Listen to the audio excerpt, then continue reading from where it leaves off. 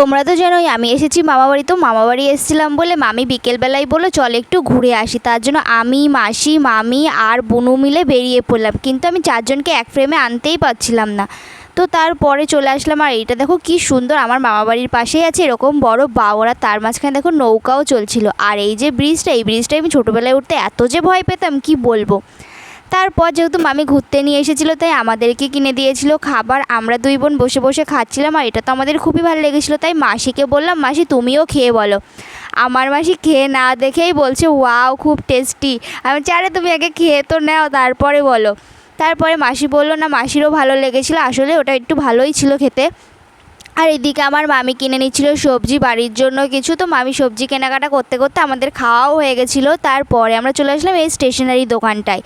আমার বোনের এই দোকানে নাকি একটা ক্লিপ পছন্দ হয়েছে, তাই ওখান থেকে দেখো ক্লিপটা নিয়েও এত লজ্জা পাচ্ছিলো যে আমাকে ভিডিওই করতে দিচ্ছিল না।